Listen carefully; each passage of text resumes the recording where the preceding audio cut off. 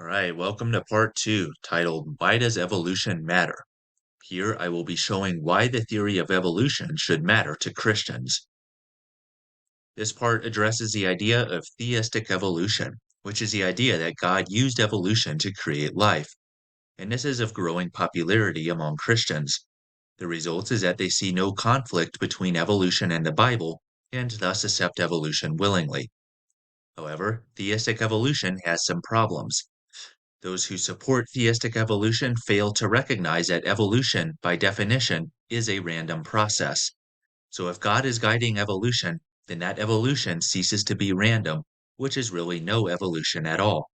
Therefore, theistic evolution is a self-contradicting term. Besides this, the evolutionary account contradicts the creation account in Genesis in many ways.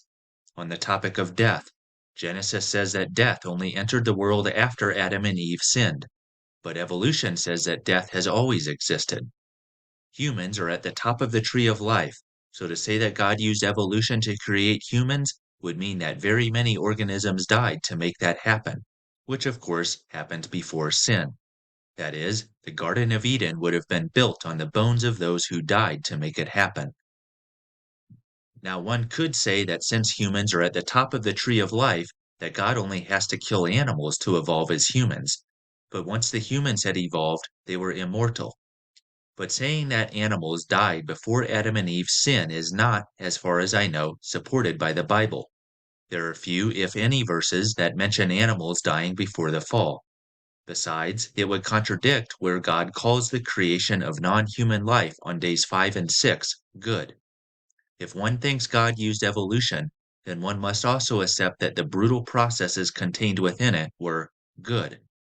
So, whether one believes that humans died or that only non-human life died before the fall, theistic evolution contradicts the Bible in this respect, which has serious theological implications. Besides this, Genesis states that modern humans have existed only for about 6,000 years.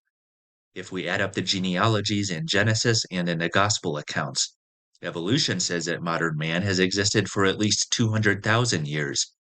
Genesis states that the sun was created 3 days after Earth, but evolution states that it was formed millions of years before Earth. Although evolution, strictly speaking, only attempts to explain the diversity of life, and not of the sun and Earth, the sun existing before the Earth is necessary for evolution to happen, for a sunless Earth would not be able to produce life.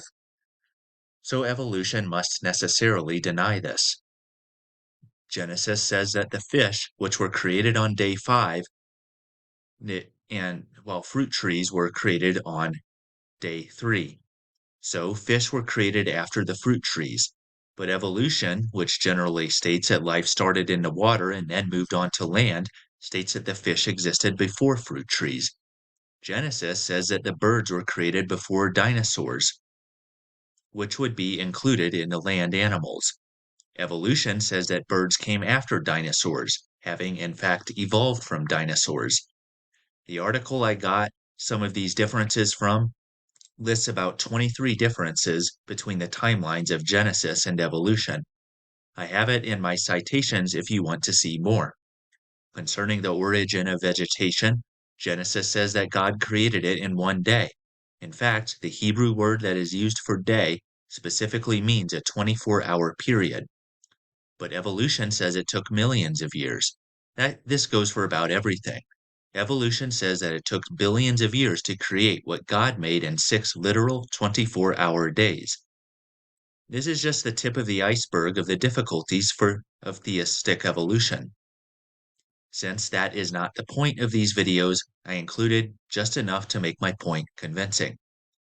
So the logic is that if evolution and the Bible contradict, then one cannot believe in both. The implication is that if Genesis is false, particularly Genesis 1 through 11, then much of the New Testament is false. Why?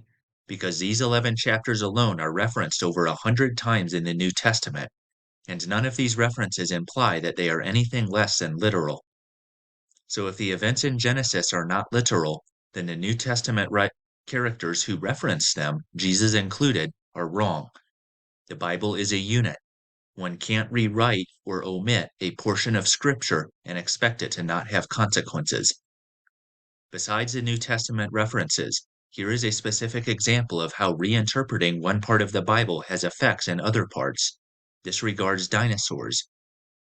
The Bible makes clear references to dinosaur-like creatures, such as Leviathan and Behemoth in Job, and possibly dragons, otherwise called jackals, throughout the Old Testament.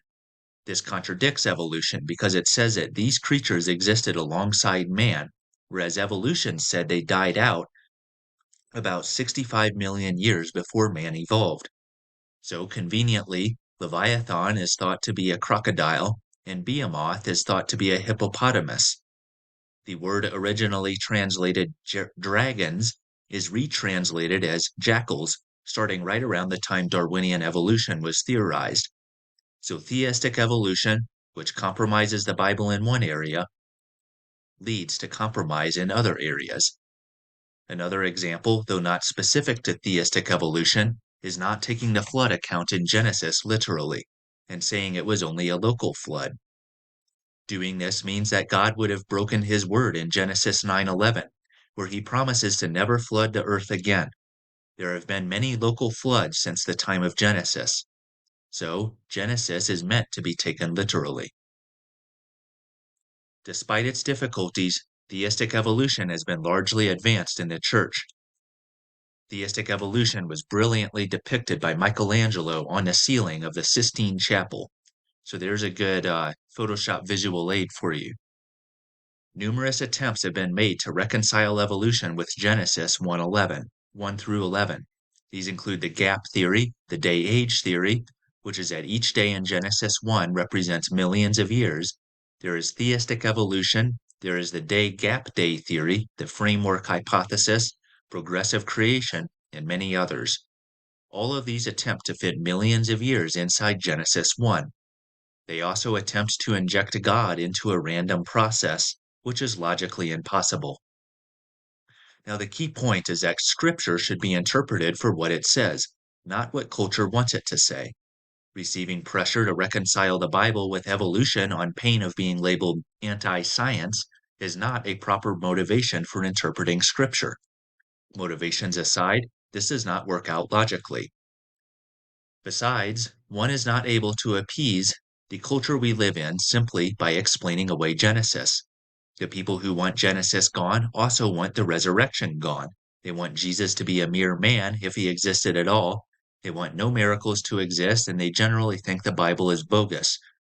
So if one tries to appease them by reinterpreting Genesis, one may find that they will have to give up much more of their faith than they thought was necessary. For example, if one says that the Genesis creation account is figurative, then how will they explain the one in Revelation, where God creates a new heaven and a new earth? Or how about other miracles that are just as shocking as God creating things, such as the fact that he took human form, that he died, rose from the dead, and returns to heaven? Those who want Genesis gone generally think the Bible is bogus. The only way to appease them is to give up one's entire faith.